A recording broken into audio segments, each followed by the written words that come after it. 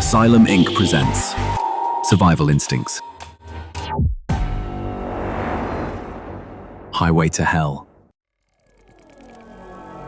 The October wind carried the scent of dying things as Detective Krauss reviewed the case files spread across her dashboard, each manila folder a testament to the impossible.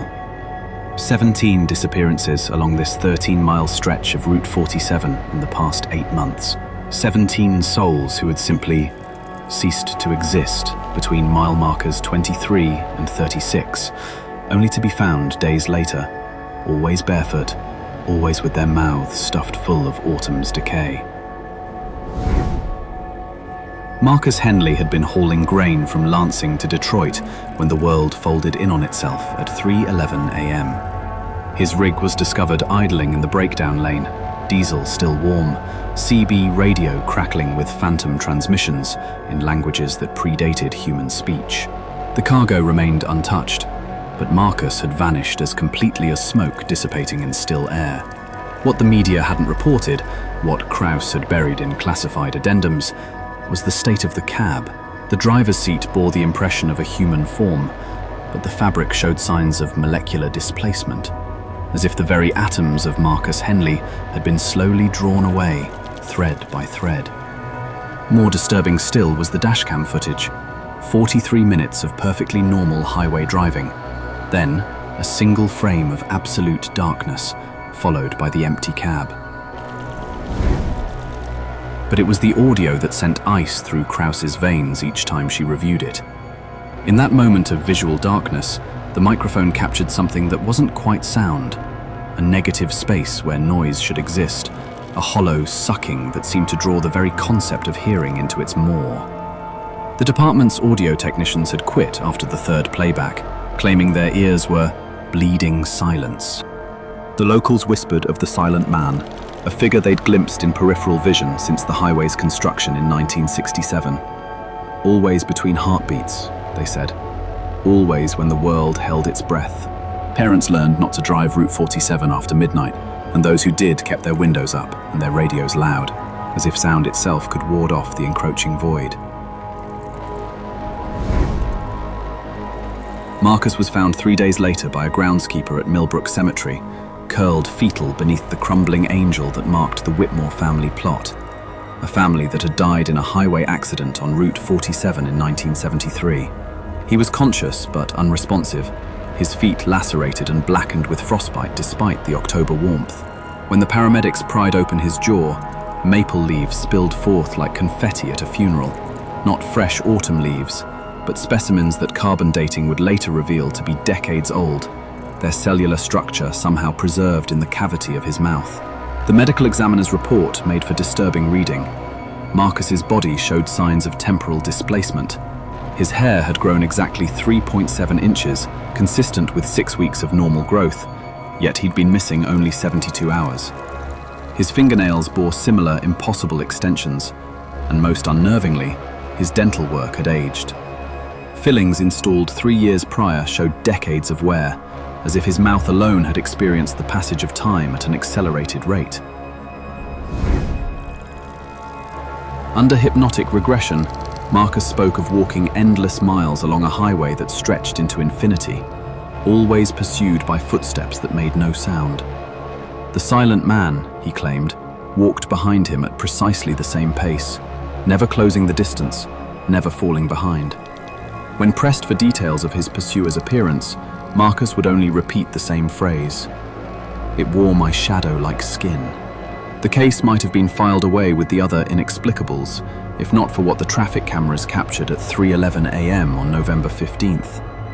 A sedan traveling eastbound suddenly decelerated to a complete stop in the center lane. For exactly 37 seconds, the car remained motionless while traffic flowed around it as if it weren't there. Then, as abruptly as it had stopped, the vehicle resumed normal speed, but the driver's seat was empty. Sarah Martinez, age 28, was found 4 days later in the basement of an abandoned farmhouse 8 miles from the highway. Like Marcus, her mouth was packed with ancient leaves, her feet bare and bloody. Unlike Marcus, she spoke of meeting other drivers on that impossible road, a procession of the vanished, all walking in the same direction, all pursued by the hollow-skinned figure that stalked between the spaces of existence. "He's collecting us," she whispered to Kraus during the interview, her eyes never focusing on anything present in the room. "One by one, he's hollowing us out and keeping what's left. The highway is just the trap. The real road is somewhere else, somewhere that goes on forever." The investigation revealed a pattern that defied rational explanation. Every disappearance occurred at exactly 3:11 a.m., always along the same stretch of asphalt, always leaving behind vehicles with molecular impressions of their drivers. The survivors, those few who returned, spoke consistently of the silent man, describing a figure that existed in the gaps between perception, visible only when the observer wasn't quite looking. Kraus began experiencing the dreams 3 weeks into the investigation. Always the same. She was driving Route 47 in the pre-dawn darkness, her speedometer frozen at 3:11, while something walked patiently behind her car. She would wake with the taste of decomposing leaves in her mouth and find muddy footprints beside her bed, footprints that perfectly matched her own feet. The department psychiatrist diagnosed stress-induced hallucinations, but Kraus knew better. She was being prepared, groomed for her own walk along that impossible highway. The silent man was patient, methodical in his harvesting. He took only what he needed, when he needed it, and he was never in a hurry. On December 3rd, Kraus made the decision that would seal her fate. She drove to Route 47 at 3 a.m., parking her unmarked cruiser at mile marker 29. She waited, engine running, radio turned up to mask the silence that seemed to seep from the very asphalt. At 3:10, her radio went dead. At 3:11, the world held its breath.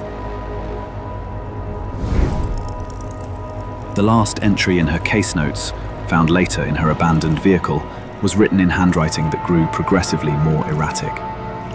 "I can see him now. He's walking toward me, but he's also behind me. He's everywhere the light doesn't reach. He's been walking this road since before there was a road, collecting travelers for a journey that has no destination. I understand now why the survivors return with leaves in their mouths. It's not the leaves from our world he feeds them.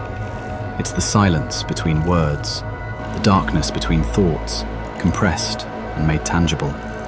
He's..." The entry ended mid-sentence. Kraus was found 6 days later in the bell tower of St. Mary's Church, 12 miles southeast of her last known position. Her condition matched that of the previous survivors, with one crucial difference.